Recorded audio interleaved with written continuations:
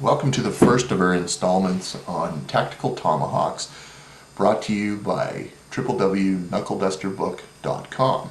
I'm David Grant, and I wrote the book that you see in front of you, Tomahawks Traditional to Tactical.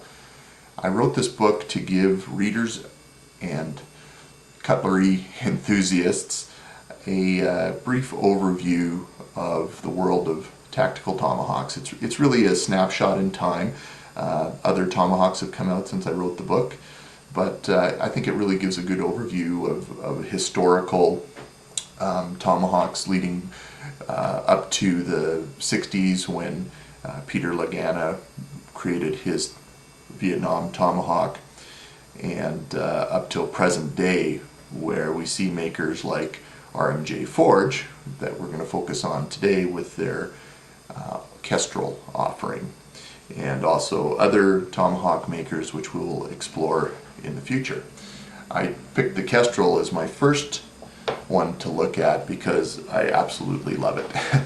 And it's much easier to talk about a quality item like the RMJ Kestral than it is some of the other tomahawks that are out there today that really don't fit the niche that the Kestral does.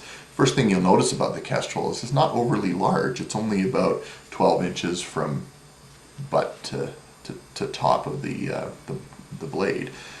It is made from one piece of differentially heat-treated steel that in the body is 0.375 inches thick.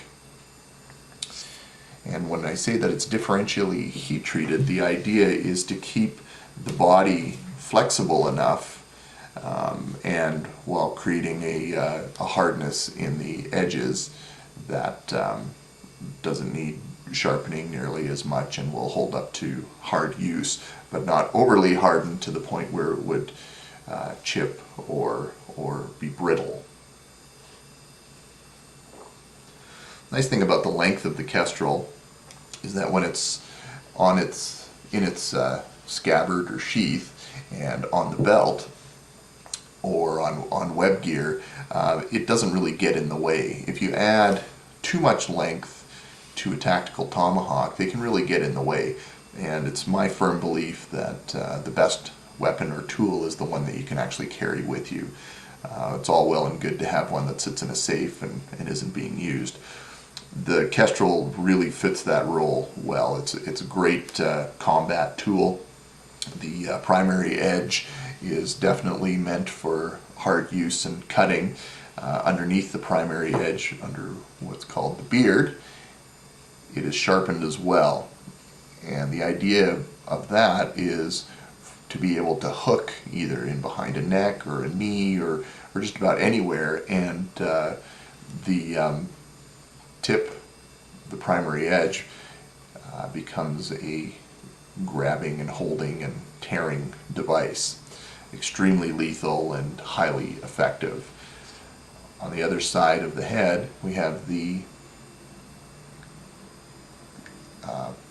point, the spike, which is designed for deep penetration with a hard blow.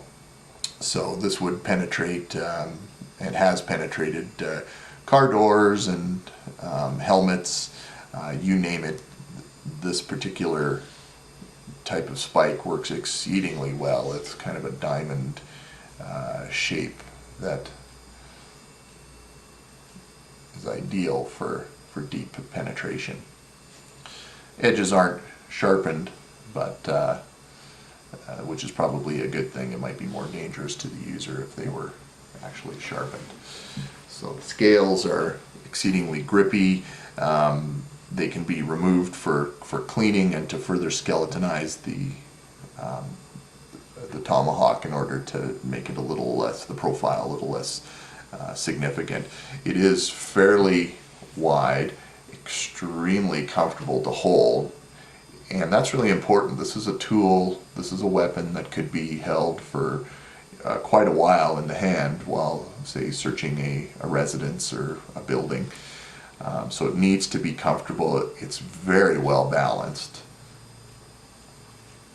you don't feel like you're holding, say, a heavy ball peen hammer or something similar that would fatigue the wrist. It's not light, but at the same time, the balance really mitigates the weight. You can see that the butt is rounded, and you'll see a lot of different styles of I guess butts on the handles of different Tomahawks. I really like this smooth radiused kind because this is typically what would be digging into a thigh or into the ribs if you're bending or jumping, and it's kind of nice that it doesn't have a big spike or point on there to catch clothing as well. The Kestral comes with a very nice head cover, Kydex, with a tech lock securing device for belt or web gear. Also the holes and I guess grommets in the head cover can be used to lace it to a pack or whatever you need. Very well made. All of Ryan's stuff is just first rate. He doesn't settle for mediocre when it comes to any of the products that he sells. I really like both the Kestral and its larger brother, the Talon. They just have that great look to them, and having worn one on a pack or stuck one in a bag, I'm absolutely incredibly impressed. The other thing I should mention about the size of the Kestral is it makes it easier to deploy in a closed area like a hallway or a low ceiling dwelling or a shed or something like that. You can choke up on it a bit, but you don't really need to. It's much like carrying say a 12-inch or a Bowie with a type of blade with 8 to 10-inch blade. It's not much larger than that, so it's a very carryable device, very deployable, extremely handy to have, and hard to come by. Ryan, as soon as they're made, Ryan seems to sell these off pretty darn quick. So it's I bought this one used, and it was barely used. It's been in phenomenal condition. And like I say, if you can pick one up, it's a good idea. They're at the top of the tactical Tomahawk heap. Ryan's site is well worth checking out. You can find him through RMJ Tactical. He also has a forum on the Usual Suspects Network forum, and you can reach him through there.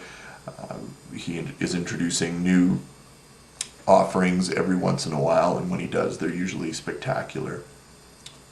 So keep your eye on RMJ Forge. They really are the pinnacle of the tactical Tomahawk makers that are out there, easily in the top 3 in my books. So I hope that was useful, and we'll explore some other Tomahawk offerings at another time.